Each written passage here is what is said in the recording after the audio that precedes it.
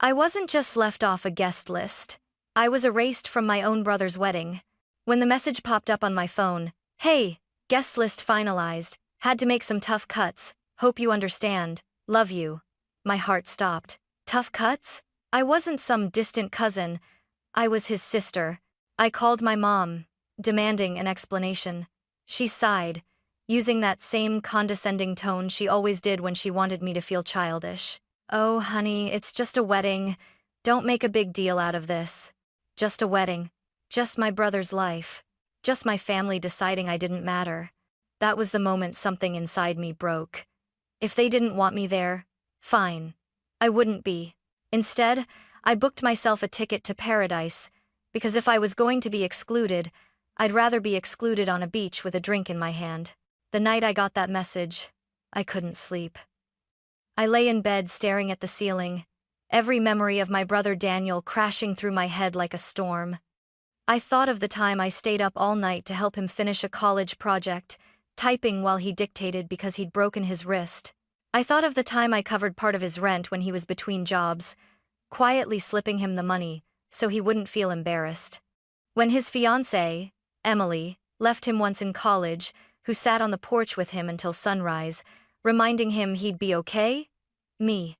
Always me. And now, apparently, I wasn't even worth a chair at his wedding. I called Mom again that evening, hoping maybe she'd had time to think, to realize how outrageous it was. She picked up on the second ring, her voice chipper as if nothing had happened. "Lucy, sweetheart, you're still upset?" "Still upset? Mom, I'm his sister. How am I not invited?" She sighed, that long theatrical exhale that meant she was done listening. They had to keep the guest list small. Weddings are expensive. I clenched my jaw.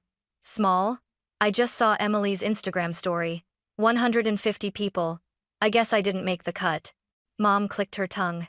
"Don't be dramatic. It's one day. You'll survive." That was the last straw. I hung up before she could say anything else. For years, I'd let them minimize me, sweep my feelings under the rug, expect me to be the understanding one. But this was different. It wasn't just oversight. It was erasure. I grabbed my laptop and opened a new tab, hands shaking with a mix of fury and adrenaline. Flights to anywhere warm, anywhere far away. Within minutes, I was scrolling through pictures of turquoise water, white sand, palm trees swaying like they were calling my name. I'd always told myself a 5-star resort was too indulgent, too expensive. But as I looked at those photos, something in me hardened. Why not me? Why not now? If Daniel and Mom thought I'd sit at home nursing my wounds while they toasted champagne without me, they had another thing coming. I wasn't just going to disappear. I was going to thrive. I was going to live louder, brighter, freer than ever before. With one decisive click, I booked an all-inclusive suite in the Caribbean. First-class ticket, ocean view, private balcony.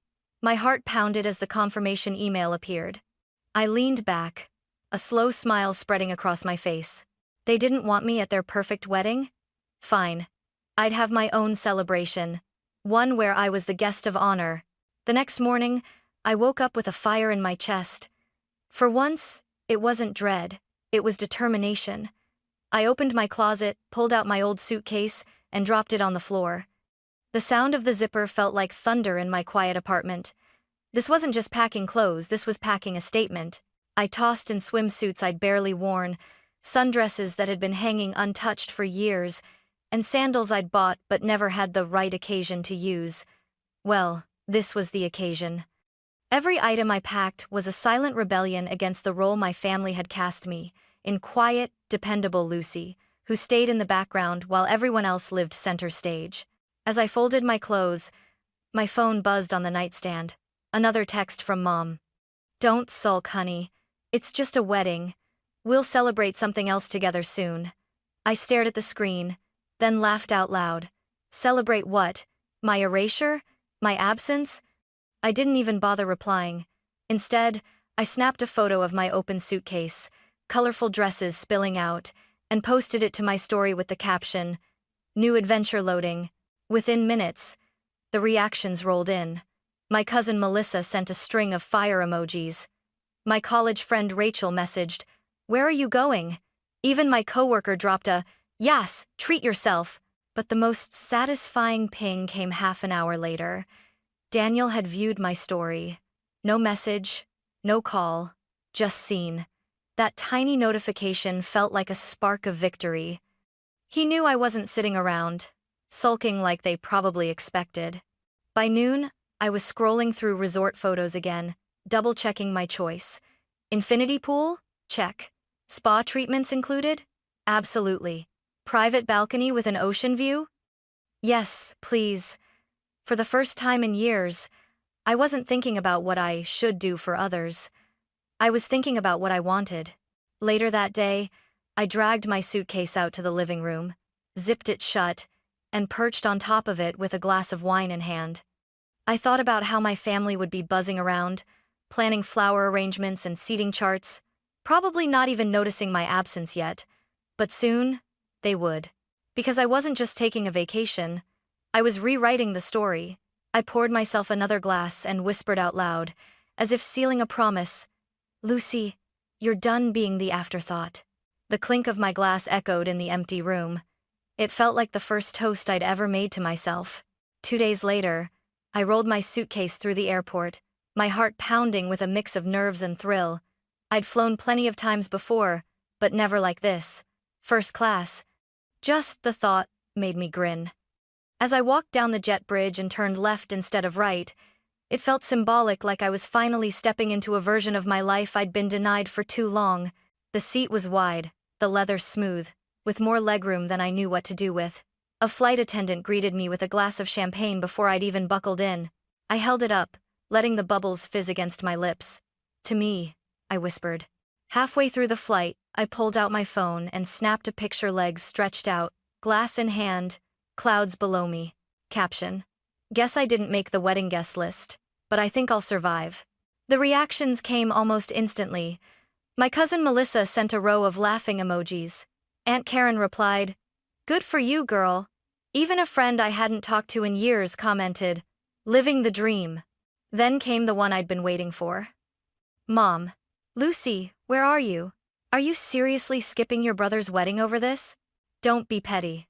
Petty. The word nearly made me spit out my champagne. Petty was spending years cleaning up after my brother's mistakes, only to be cast aside like I didn't exist. Petty was pretending guest list cuts were more important than family. No, what I was doing wasn't petty. It was powerful. I didn't reply. Instead, I snapped another photo, this time of the clouds glowing pink as the sun set, with my hand holding up the glass in the frame. Caption: "Perspective." By the time the plane landed, my inbox was flooded. Friends were cheering me on. Relatives were half scandalized, half impressed. And I knew, without even checking, that Daniel had seen it too. As I walked off the plane into the humid Caribbean air, a warm breeze wrapped around me like an embrace I'd been waiting for all my life. A driver held a sign with my name, waiting to whisk me away in a black SUV stocked with chilled towels and bottled water. For once, I wasn't the backup plan. I wasn't the fixer. I wasn't the forgotten sister. Here, I was the priority. I leaned back in the cool leather seat of the car, closed my eyes, and let the ocean scent wash over me. The wedding could go on without me. I was exactly where I was supposed to be. The resort was everything the photos had promised, and more. Towering palm trees framed the open-air lobby. The marble floors glistened under the sunlight, and a smiling attendant handed me a cocktail before I even checked in. My suite had floor-to-ceiling windows with a balcony that seemed to spill directly into the turquoise ocean. That first evening, I threw open the balcony doors, let the salt breeze roll through the room, and thought, "This is paradise." I ordered room service, fluffy pancakes, and fresh fruit, even though it was dinner time, because why not? I lounged on the balcony in a robe, sipping coffee that tasted better than any I'd ever had at home. For once, the only sound I heard was the ocean, not my phone buzzing with family demands. The next morning, I settled into a sunbed by the infinity pool, a martini in hand. I snapped a photo of the shimmering water, posted it with the caption, "When one door closes, another one opens, preferably to a beachside suite, with unlimited margaritas." The comments poured in. Friends teased me about showing off, Cousins sent laughing emojis. Melissa, my favorite cousin, wrote, "Take me with you next time." I was still smirking at her message when my phone buzzed again. This time, the screen lit up with names that made me pause. Mom, Daniel, Uncle Rob, even Grandma. At first, I ignored it. Let them stew. They'd made their choice. I was making mine. But then the calls stacked up, one after another, until my phone was practically vibrating off the lounge chair. Finally, curiosity got the better of me. I opened a text from my cousin Jake. "Dude, you are not gonna believe what just happened." I frowned, sat up, and scrolled through the flood of messages. Mom, call me. Emergency. Daniel. Lucy, please pick up. I need you. Jake again. The wedding. It's a disaster. My lips curled into a slow, involuntary smirk. I set my martini down, tapped Jake's message, and typed back, "What do you mean?" The reply came within seconds. He left. The groom straight up walked out. I blinked. Left? As in, left the reception? Jake. Full meltdown. He and Emily had a huge fight and then he just walked out of the venue. Everyone's freaking out. Uncle Rob and Dad are screaming at each other about family reputation. Grandma's crying. The bar shut down early. It's chaos. I leaned back against the chair, laughter bubbling up in my chest until it spilled out loud enough to make the woman on the next lounger glance my way. I didn't care. I couldn't stop laughing. Daniel had cut me out of his wedding, convinced I wasn't important enough to be there. And now, when everything collapsed, I was suddenly the one they were all running to. Another message from Mom flashed across my screen. "Lucy, answer your phone right now. This family needs you." For years, those words would have made me drop everything, leave work, cancel plans, rush to clean up whatever fire my family had started. But this time, I just stared at the screen, then set the phone face down on the table. I lifted my martini again, held it up to the sun and whispered, "To karma." Because while my family spiraled into chaos, I was in paradise. And for the first time in my life, I wasn't the one scrambling to fix it. By the time I returned to my suite that evening, the missed calls had doubled. My phone screen was a wall of desperation. Mom, Daniel, Aunt Lisa, even Emily. I poured myself a glass of wine from the minibar, curled up on the balcony chair, and finally hit play on one of the voicemails. Mom's voice cracked through the speaker, frantic. "Lucy, I don't know what you think you're doing, but this is not the time for one of your tantrums. Your brother's wedding is falling apart, and he needs you. This family needs to stick together right now." I rolled my eyes so hard it almost hurt. Tantrum? She still couldn't call it what it was, me standing up for myself. The next voicemail was Emily's. Her voice was shaky, blotchy from crying. "Lucy, I know we haven't always been close, but please, please, I need your help. Daniel's losing it, everyone's fighting. You're the only one who can calm him down. I'm begging you." I actually snorted. Emily, who had smiled politely while excluding me from her perfect guest list, was now begging for my presence like I was some kind of crisis therapist. Another voicemail chimed in, this one from Jake, whispering like he was hiding in a closet. "Dude, Mom and Aunt Lisa are already planning to show up at your apartment when you get back. Just a heads up. Also, Grandma keeps saying the wedding was cursed because you weren't there. It's honestly hilarious." I had to pause the message because I was laughing too hard. The irony was almost poetic. When I had wanted to be part of the wedding, I was told I wasn't essential. Now, suddenly, I was the glue holding the family together. I leaned back, sipped my wine, and finally tapped out a reply to Emily's desperate text. "Sorry, I'm a little busy enjoying my overreaction. Hope the wedding was fun." Then, with one swift motion, I blocked her number. And while I was at it, I blocked Mom's too. Jake, just in case he got recruited for their guilt trip campaign. Silence fell over my phone like a curtain, and for the first time in years, it felt blissful. I slipped my phone onto Do Not Disturb, patted across the cool tile floor, and rang room service for dessert. 10 minutes later, I was on the balcony again with a plate of molten chocolate cake and another glass of wine, watching the moonlight shimmer on the ocean.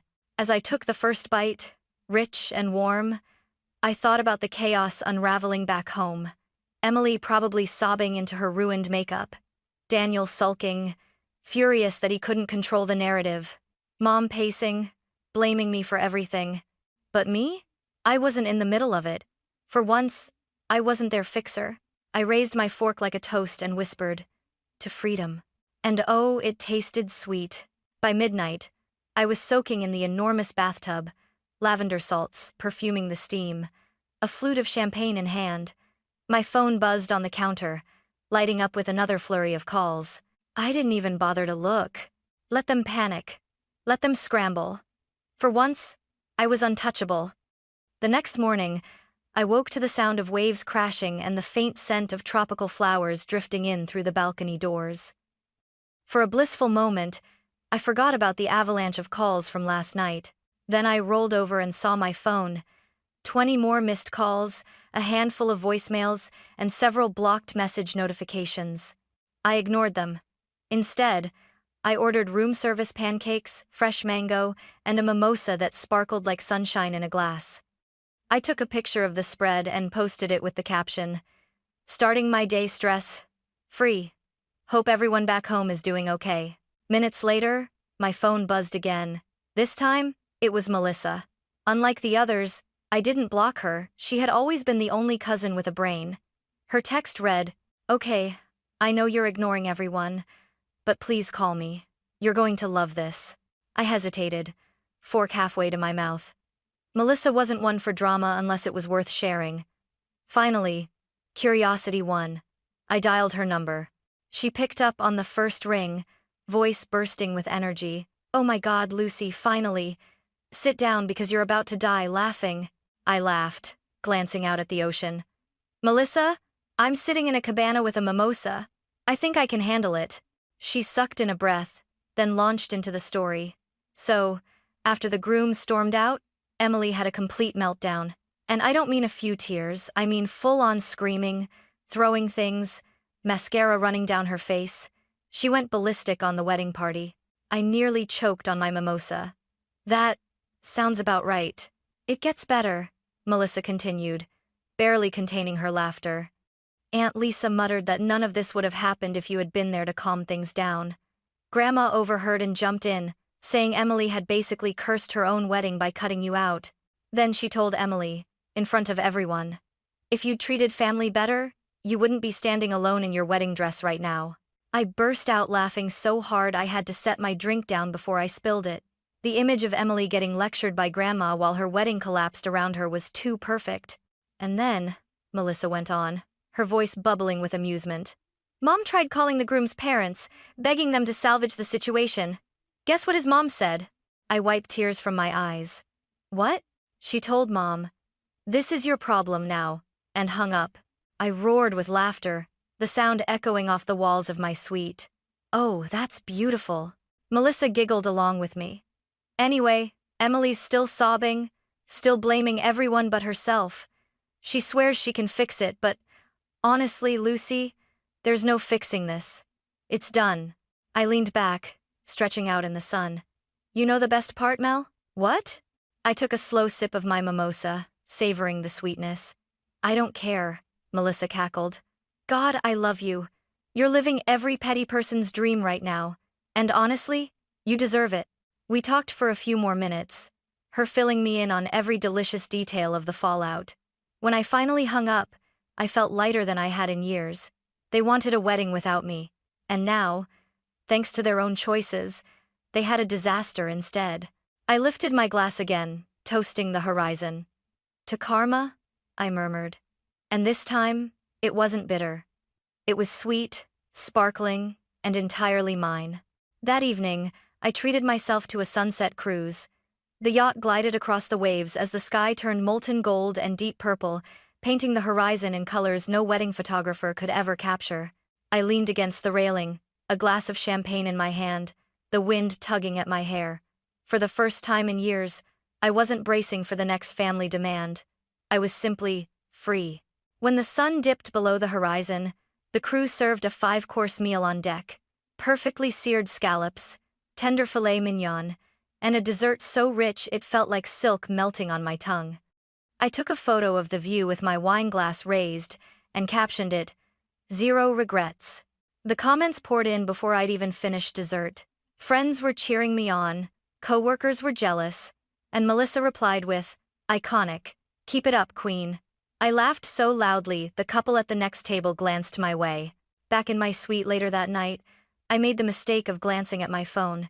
Dozens of missed calls again, Mom, Daniel, even numbers I didn't recognize. One voicemail slipped through from Mom.